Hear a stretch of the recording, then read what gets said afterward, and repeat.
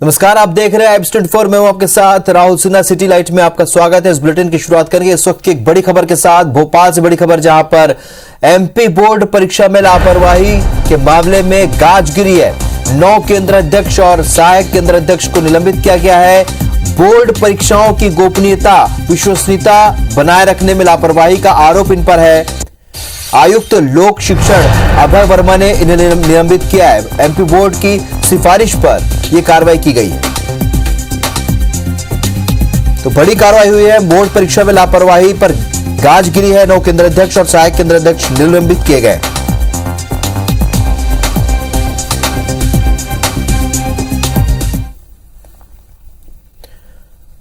मध्य प्रदेश में 10वीं और 12वीं बोर्ड के एग्जाम हो रहे हैं। परीक्षा के बीच एग्जाम के पेपर सोशल मीडिया के एक ऐप टेलीग्राम पर लीक होने का मामला सामने आया।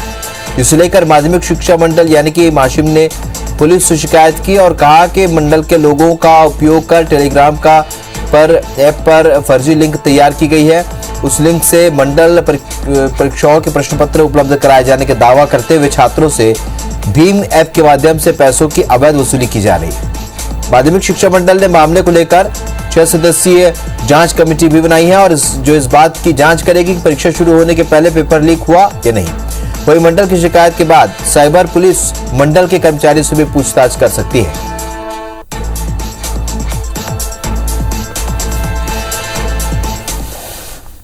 प्रथम दृष्टया संज्ञान लेते हुए उस जो आईडी थेफ्ट पे और जो इस तरह का पेपर जो क्लेम कर रहे हैं उस पे हमने प्रकरण पंजीबद्ध कर लिया है।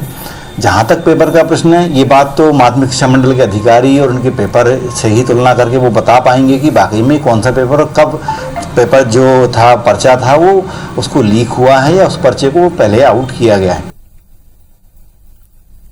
इस बीच रुक करेंगे एक और अहम खबर का। भोपाल में इन्फ्लुएंजा का पहला केस सामने आया है। H3N2 वायरस से संक्रमित एक युवक मिला है। एम्स में सैंपल्स की जांच में इसकी पुष्टि हुई है। फिलहाल अपने घर में ही वो क्वारंटाइन है। संक्रमित युवक की कोई ट्रैवल हिस्ट्री नहीं है।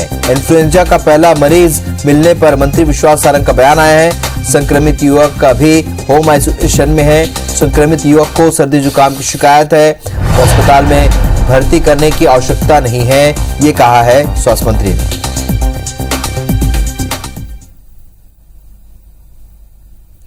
छत्तीसगढ़ विधानसभा में प्रश्नकाल के दौरान कांग्रेस के विधायक छन्नी साहू ने मंत्री उमेश पटेल से सवाल किया। पूछा कि जनवरी 2020 से लेकर फरवरी 2023 तक विभाग ने कितने स्टेडियम और खेल मैदानों का निर्माण कराया। जवाब में मंत्री ने बताया कि कोई भी स्टेडियम और खेल मैदान का निर्माण नहीं कराया गया।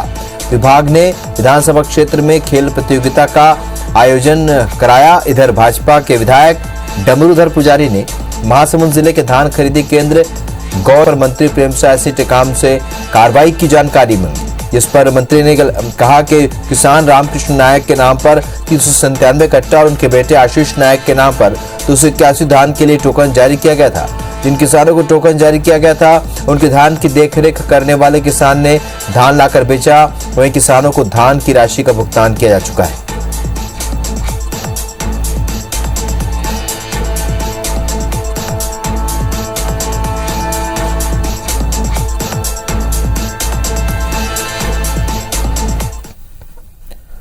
तो छत्तीसगढ़ विधानसभा में आज मुख्यमंत्री भूपेश बघेल के सभी विभागों के अनुदान मांगों पर चर्चा हुई और अनुदान पर 7 घंटे से भी ज्यादा देर तक चर्चा चली।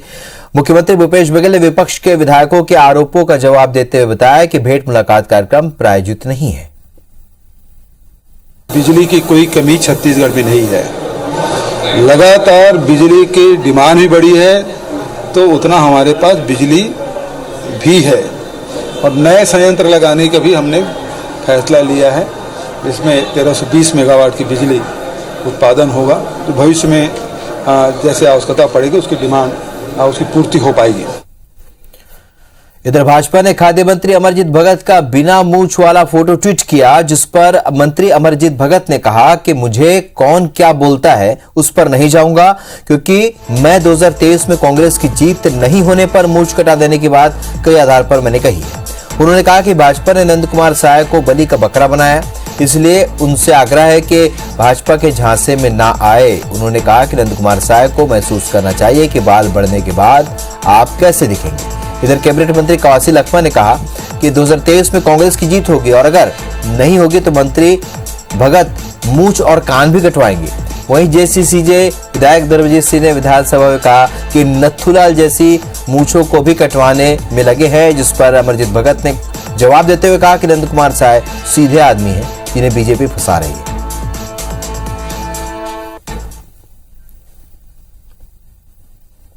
भी आग्रह है नंद कुमार साय जी से इन लोगों के झांसे में ना है। आपको सीधे साधे समझ करके आपको दांव में लगा रहे हैं और आप महसूस करिए कि आज से अगर इतने दिन तक बाल नहीं कटेगा तो आप कैसे दिखेंगे, इसलिए उचित नहीं है। आप अपने उसको जो है आप वापस ले लीजिए, आपके लिए शोभा नहीं देता। बेचारा नंद कुमार साय को पैर तोड़ेंगे, कभी पूजा बनाएंगे, टिकट नहीं देंगे, ना परिवार को देंगे ना उसको आगे बढ़ाएंगे। उसको प्रदेश अध्यक्ष बनाओ, क्यों दिक्कत है? खाली मैं बाल काटने के लिए उबेड़ा है? ये झूठ बोलने वाला बात है, लेकिन अमरजीत भगत ने बोला है वो सही बात बोला है। वो अब मूंछ भी कटेगा, कान भी कटवाएगा। राम विचार नेता हम खुद कसम खाते समझ आता, नंद कुमार साय की कसम खिलवा दिए और उस भोले भाले को उस समय भी निपटा दिए थे। जाके मरवाई में अजीत जोगी से चुनाव लड़वा दिए, नेता प्रतिपक्ष निपट गए, रमन सिंह मुख्यमंत्री बन गए। तो ये काट के हांडी बार बार नहीं चढ़ने वाला है। मुरैना में फर्जी पट्टे बांटने के मामले में ग्वालियर ईओडब्ल्यू ने केस दर्ज कर लिया है। दरअसल जिले के सेवई, सुरपुरा और गुलपुरा में 13 लोगों ने कलेक्टर की फर्जी अनुमति लगाकर सरकारी जमीन पर पट्टे हासिल किए थे। अपात्रों ने करीब 2.5 करोड़ रुपए की सरकारी जमीन को आवंटित करा लिया था। मामले में सुल्तान नामक शख्स ने ईओडब्ल्यू से शिकायत की, जिसके बाद ईओडब्ल्यू ने मामले को सही पाते हुए एफआईआर दर्ज की है, जिसमें तत्कालीन 3 तहसीलदार, 1 नायब तहसीलदार, पटवारी, रीडर, उप पंजीयक पर केस दर्ज किया गया। साथ ही फर्जी पट्टा हासिल करने वाले 13 लोगों को आरोपी बनाया गया। बता दें कि ईओडब्ल्यू ने तत्कालीन तहसीलदार प्रदीप कुमार शर्मा, तहसीलदार भरत कुमार, तहसीलदार भूदेव शर्मा और नायब तहसीलदार सर्वेश यादव को भी आरोपी बनाया है। इन सभी पर 420, 467, 468 सहित अन्य धाराओं में केस दर्ज किया गया है। उनके द्वारा भारी भ्रष्टाचार कर और दस्तावेजों में गड़बड़ियां कर कूट रचित दस्तावेज के आधार पर अपात्र लोगों को शासकीय भूमि के पट्टे वितरित कराए गए और यहाँ तक कि उन्होंने अपनी पत्नी के नाम पे भी पट्टे लिए। इस तरह की शिकायत प्राप्त हुई। शिकायत ईओडब्ल्यू यूनिट ग्वालियर के द्वारा जांच की गई। जांच में आरोप प्रमाणित पाए गए। चर्च ऑफ नॉर्थ इंडिया के पूर्व बिशप पीसीसी पर शिकंजा लगातार कसता जा रहा है। प्रवर्तन निदेशालय की टीम ने बिशप के जबलपुर में मौजूद बंगले पर दूसरे दिन भी कार्रवाई की। भोपाल और दिल्ली से जबलपुर पहुंचे ईडी के अफसर लगातार बिशप के ठिकानों से कई दस्तावेज जब्त किए हैं। बिशप के घर हुई ईडी से पूछताछ में क्या कार्रवाई हुई, IPS24 संवाददाता अभिषेक शर्मा ने इसका जायजा लिया। चर्चिल एंड सिंह के यहाँ आज ईडी की कार्रवाई जारी है। आज ईडी की कार्रवाई का दूसरा दिन है और इस वक्त जो है ईडी की टीम जो भोपाल और दिल्ली से ईडी के अधिकारी यहाँ आए हैं वह अंदर कार्रवाई कर रहे हैं। लगातार बिशप पीसी सिंह से जो है फॉरेन करेंसी $18,000 और 118 पाउंड कैसे उनके पास यहाँ पर आए थे, उन पैसों का किस तरह से उपयोग कर रहे थे। जो ज़मीन है उन्होंने फर्जी बाड़ा कर बेची थी, पैसा जो मिला था उसका धर्मांतरण में उस पैसे का इस्तेमाल क्यों किया गया, किसके कहने पर यह किया गया, इन तमाम बातों को लेकर ईडी के अधिकारी लगातार बिशप पीसी सिंह से इसी घर के अंदर जो है सवाल जवाब कर रहे हैं। साथ ही तमाम जो दस्तावेज है चर्चिल एंड स्कैम से जुड़े उन दस्तावेजों को भी खंगालने का काम कर रहे हैं। धर्मांतरण के मामले में बिशप पीसी सिंह को ईडी गिरफ्तार कर सकती है। कैमरामैन गणेश विश्वकर्मा के साथ अभिषेक शर्मा, IBC24 जबलपुर। विदिशा के लटेरी में 7 साल के मासूम की खुले बोरवेल में गिर जाने से मौत के बाद जिला प्रशासन खुले बोरवेल को लेकर सख्त हो गया है। दरअसल हादसे के बाद कलेक्टर ने खुले बोरवेल को लेकर पहचान कर कार्रवाई के निर्देश जारी किए थे, जिसे लेकर एसडीएम लटेरी ने खेरखेड़ी गांव में खुला बोरवेल छोड़ने पर 2 आरोपियों नीरज अहिरवार और रघुवीर अहिरवार पर कार्रवाई की है और दोनों को जेल भेज दिया है। बता दें कि 15 मार्च को खुले बोरवेल में 7 साल का मासूम लोकेश गिर गया था। 24 घंटे के रेस्क्यू और संघर्ष के बाद भी मासूम को नहीं बचाया जा सका था। रायगढ़ जिले के सहारा इंडिया के द्वारा निवेशकों के साथ की गई धोखाधड़ी के मामले में पुलिस ने जांच तेज कर दी है। आरोपियों की गिरफ्तारी के बाद पुलिस ने अब चार्जशीट पेश की है। मामले में कोतवाली पुलिस ने सहारा इंडिया के तत्कालीन अधिकारियों और कंपनी के खिलाफ 6000 से भी अधिक पन्नों की चार्जशीट पेश की है। विशेष न्यायाधीश रायगढ़ के न्यायालय में मामले की सुनवाई चल रही है। कार्रवाई को लेकर निवेशकों में खुशी है। हालांकि निवेशकों का कहना है कि उनकी जमा रकम वापसी की कार्रवाई की जानी चाहिए। वहीं पुलिस का कहना है कि फरार आरोपियों की जल्द गिरफ्तारी के प्रयास किए जा रहे हैं। साथ ही आरोपियों की संपत्ति कुर्की करके रकम निकाली जाएगी। इधर दुर्ग में भी एसपी डॉक्टर अभिषेक पल्लव ने कहा कि चिटफंड कंपनियों के डायरेक्टर पर नकेल कसने की तैयारी की जा रही है।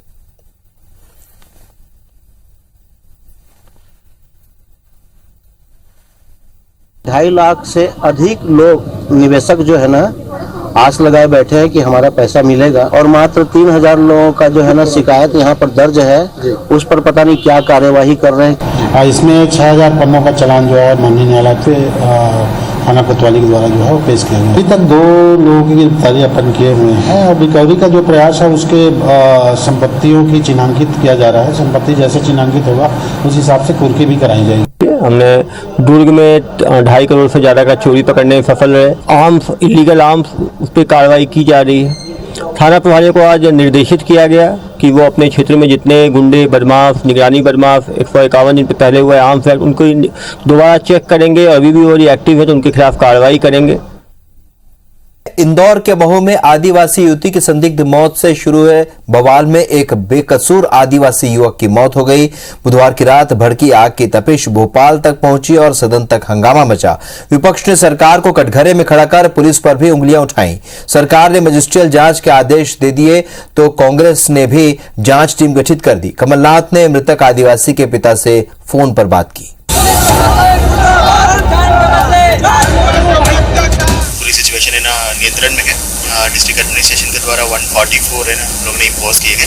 बहुत बड़ा कलंक है पूरे मध्य प्रदेश पर। लगातार 30 फायर करके कई घायल हैं, उनको छर्रे लगे हैं। इंदौर के महू में बुधवार रात एक आदिवासी युवती की संदिग्ध मौत के बाद जमकर बवाल हुआ। गुस्साए लोगों ने पुलिस पर पथराव और गाड़ियों में तोड़फोड़ की। हालात पर काबू पाने के लिए पुलिस ने आंसू गैस के गोले छोड़े, लाठीचार्ज किया और फिर हवाई फायरिंग भी करनी पड़ी। हवाई फायरिंग में एक आदिवासी युवक की मौत हो गई। हंगामे के कारण कई पुलिसकर्मी और प्रदर्शनकर्मी घायल भी हुए। गुरुवार को इस घटना की गूंज विधानसभा में सुनाई दी। कांग्रेस विधायकों ने गर्भगृह में नारेबाजी करते हुए वॉकआउट कर दिया। इसके साथ ही जांच के लिए आदिवासी विधायकों की कमेटी भी बनाई गई। जो रात को घटना हुई है ये बहुत बड़ा कलंक है पूरे मध्य प्रदेश पर। अब ये तो इन्वेस्टिगेशन बताएगा कि किसने ये मौत कैसे हुई, कैसे हत्या हुई, और तो गोली किसने चलाई, वो भी करंट ने चलाई। हमारे आदिवासी भाई पहले तो लड़ते नहीं है, लेकिन अगर पथराव भी किया तो लाठीचार्ज हो सकता था, लाठी से भी रोका जा सकता था। लगातार 30 फायर करके कई घायल हैं, उनको छर्रे लगे हैं। जब आदिवासी भाइयों ने अपनी जायज मांग की कि उसको पकड़ा जाए और हमें न्याय दिया जाए, लेकिन न्याय उन्होंने दिया है गोली चलाकर। जिस शिवराज सिंह की पुलिस है अन्याय करने वालों को कुचलने का काम करती है। मऊ की घटना पर राज्य सरकार बेहद संजीदा है। मुख्यमंत्री शिवराज सिंह चौहान ने मजिस्ट्रियल जांच के आदेश दिए हैं। मृतक के परिवार को 4 लाख की आर्थिक सहायता दी है। इसके साथ ही गृह मंत्री नरोत्तम मिश्रा ने कांग्रेस को नसीहत दी है कि संवेदनशील मुद्दों पर राजनीति नहीं करनी चाहिए। राजनीति नहीं करना चाहिए, कम से कम संवेदनशील विषयों पर। जनहित के मुद्दे कभी उठाती नहीं कांग्रेस। हमेशा इस तरह के जो कृत्य कांग्रेस करने की कोशिश करती है, जनता सब समझती है, उसका परिणाम देख रहे हैं देश के अंदर। बहरहाल मऊ की इस घटना ने कांग्रेस को बैठे बिठाए एक मुद्दा दे दिया है। पार्टी नेता आदिवासी सेंटीमेंट को भुनाने की कोशिश में जुट गए हैं। सवाल है कि आदिवासियों का आक्रोश क्यों भड़का और इन सब का दोषी कौन है? क्या आदिवासियों के नाम पर सिर्फ राजनीति हो रही है? ये एक बड़ा सवाल है। Bureau report, IBC 24। खरगोन के वासली कुंडिया गांव की आदिवासी युवती की महू में हुई संदिग्ध मौत को लेकर जमकर सियासत हो रही है। घटना के बाद कमलनाथ के निर्देश पर गठित कांग्रेस की जांच कमेटी वासली कुंडिया स्थित मृतका के घर पहुंची और इस दौरान नेताओं ने मृतका के परिजन को सांत्वना देते हुए सड़क से सदन तक आंदोलन कर न्याय दिलाने का भरोसा दिलाया। कांग्रेस नेताओं ने आरोप लगाया कि ये सब सरकार के संरक्षण में चल रहा है। घटना हुई उसका भी छानबीन चली रही है और उसके पश्चात समाजजनों ने थाने का घेराव किया और उसके लिए न्याय की मांग करी और न्याय की मांग करने में उनको गोली मारी गई और माननीय कमलनाथ जी ने कमेटी बनाई है। तो आदिवासी समाज की ओर से भी कहें और हमारी कांग्रेस पार्टी की ओर से हम लोग इसकी घोर निंदा करते हैं और न्याय की मांग करते हैं। और छत्तीसगढ़ के जिला उपभोक्ता फोरम में अध्यक्षों की नियुक्ति की गई। गोपाल रंजन पाणिग्राही को धमतरी जिले का अध्यक्ष बनाया गया, तो वहीं डाकेश्वर प्रसाद शर्मा को रायपुर का अध्यक्ष नियुक्त किया गया है। इसी तरह रंजना दत्ता को कोरबा, आनंद कुमार सिंघल को बिलासपुर, संतोष कुमार को दुर्ग, राकेश पांडे को सरगुजा का अध्यक्ष बनाया गया है। सुजाता जायसवाल को जगदलपुर बस्तर, तो वहीं प्रशांत कुंडू को जांजगीर चांपा का अध्यक्ष बनाया गया है। आपको बता दें कि छत्तीसगढ़ के 8 जिलों में अध्यक्ष के पद खाली थे। इसकी वजह से उपभोक्ताओं को न्याय नहीं मिल पा रहा था। छत्तीसगढ़ में 10,000 से ज्यादा केस पेंडिंग है। अध्यक्षों की नियुक्ति से अब उपभोक्ताओं को राहत मिलेगी। रानी दुर्गावती विश्वविद्यालय में पास फेल में होने वाले नंबरों के खेल से जुड़ी एक सनसनीखेज रिपोर्ट 22 सालों से धूल खा रही। रिवॉल्यूशन घोटाले के उजागर होने के बाद सरकार ने घोटालेबाजों पर कार्रवाई के लिए पूरी रिपोर्ट सीआईडी के हवाले तो कर दी, लेकिन ना तो इस रिपोर्ट पर अमल किया गया और ना ही दोषियों पर कोई कार्रवाई की गई। रानी दुर्गावती विश्वविद्यालय में 22 साल पहले रिवॉल्यूशन घोटाला उजागर तो हो गया। विश्वविद्यालय कमेटी ने सरकार को अपनी रिपोर्ट भी दी, जिसे सरकार ने सीआईडी के हवाले कर दिया, लेकिन आज तक ना तो इस पर अमल हुआ और ना ही दोषियों पर कोई कार्रवाई की गई। रिवॉल्यूशन की फर्जीवाड़े की जांच अब भी अधर में लटकी हुई है। दोषी अब भी खुलेआम घूम रहे हैं। खाना पूर्ति के लिए संबंधितों को नोटिस जारी करके फाइल बंद करने की प्रक्रिया सालों से चली आ रही है। कई छात्र संगठनों ने इसे लेकर आवाज उठाना भी शुरू कर दिया है। जो है पुनर्मूल्यांकन घोटाला हुआ था, इस तरीके का घोटाला जो है विश्वविद्यालय की छवि को धूमिल करने वाला है। इस पे जो है जो दोषी अधिकारी कर्मचारी उन पे कार्रवाई होनी चाहिए। तो जो तत्कालीन जो अधिकारी थे उन्होंने हाँ कार्रवाई की जा रही है, की जाएगी करके मामले को जो है समाप्त कर दिया था, लेकिन आज पुनः जो है वो आपके माध्यम से पता चला कि ये मामले में जो है अधिकारी जो है टाला मटोली कर रहे हैं और कुछ कार्रवाई नहीं कर रहे हैं। रानी दुर्गावती विश्वविद्यालय में पहले सभी विषयों के स्टूडेंट्स को रिवॉल्यूशन की सुविधा दी गई थी। इस सुविधा को विश्वविद्यालय के कुछ लोगों ने कमाई का जरिया बना लिया था। नंबर बढ़ाने के नाम पर छात्रों से रिवॉल्यूशन फॉर्म भरवाए जाते थे और अवैध उगाही की जाती थी। पास फेल के इस खेल में विश्वविद्यालय के कई अधिकारी कर्मचारी और छात्र नेता भी शामिल थे। विश्वविद्यालय प्रशासन कार्रवाई के लिए कोर्ट के फैसले का हवाला दे रहा है। पुराना प्रकरण है, इसके संबंध में अभी कुछ यहाँ का जो लोकल आपका सीआईडी है वहाँ से उन्होंने हमसे विश्वविद्यालय से कुछ बिंदुओं पे जानकारी चाहिए थी। विश्वविद्यालय प्रशासन द्वारा उन्हें जानकारी उपलब्ध करा दी गई है। हाँ, ये प्रकरण अब न्यायालय में है। रिवॉल्यूशन घोटाले की जांच पूरी होने से पहले ही कई कर्मचारी अधिकारी रिटायर हो चुके हैं, तो कई की मौत तक हो चुकी है। ऐसे में देखना होगा कि कार्रवाई में अभी कितना वक्त और लगेगा।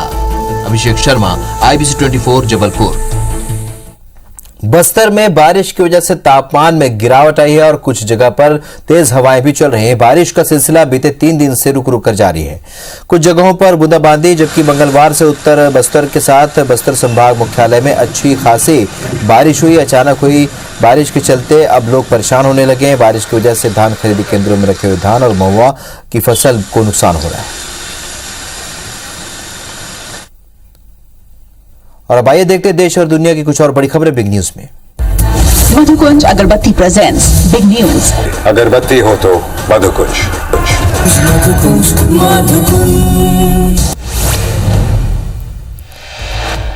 लैंड फॉर जॉब्स स्कैम मामले में तेजस्वी यादव को दिल्ली हाईकोर्ट से बड़ा झटका लगा। कोर्ट ने तेजस्वी की सीबीआई समन पर रोक लगाने वाली याचिका को खारिज कर दिया। कोर्ट ने कहा कि तेजस्वी को 25 मार्च को सुबह 10:30 बजे सीबीआई दफ्तर जाना होगा। जम्मू कश्मीर की पूर्व सीएम महबूबा मुफ्ती पुंछ के नवग्रह मंदिर पर पहुंची थी, जहां पर उन्होंने भगवान शिव को जल चढ़ाया और पूजा अर्चना की। महबूबा के मंदिर जाने पर देवबंद के असद काजमी ने इसे इस्लाम के खिलाफ बताया। नासिक के डिंडोरी से करीब 10,000 किसान पैदल चलकर मुंबई के आजाद मैदान में प्रदर्शन करने जा रहे हैं। सोमवार से शुरू किसानों का पैदल मार्च कसारा घाट से पार हो चुका है और ये किसान आदिवासियों को जमीन का पर हक एमएसपी पर प्याज की खरीदी और कर्ज माफी की मांग कर रहे हैं। दिल्ली, गुजरात, महाराष्ट्र समेत देश के कई राज्यों में H3N2 वायरस का खतरा बढ़ रहा है। इस वायरस से देश में अब तक 9 लोगों की मौत हो चुकी है। इससे सबसे ज्यादा असर महाराष्ट्र में हुआ है। अब तक 352 मामले सामने आए। जबलपुर हाईकोर्ट ने कैंट बोर्ड चुनावों पर रोक लगाने से इंकार कर दिया है। हाईकोर्ट ने दायर एक जनहित याचिका में चुनाव प्रक्रिया और नियमों को चुनौती दी थी और जिस पर सुनवाई करते हुए कोर्ट ने जबलपुर कैंट बोर्ड को नोटिस जारी कर 4 हफ्ते में जवाब मांगा। जांजगीर चांपा में चिटफंड कंपनी के 3 डायरेक्टर्स के खिलाफ सख्त कार्रवाई की गई। जिला कोर्ट ने तीनों आरोपियों की संपत्ति कुर्की करने जिला प्रशासन को आदेश जारी किया। चिटफंड कंपनी विनायक होम्स, गरिमा होम्स और कोलकाता वेयर की 81 लाख से भी ज्यादा की संपत्ति कुर्क होगी।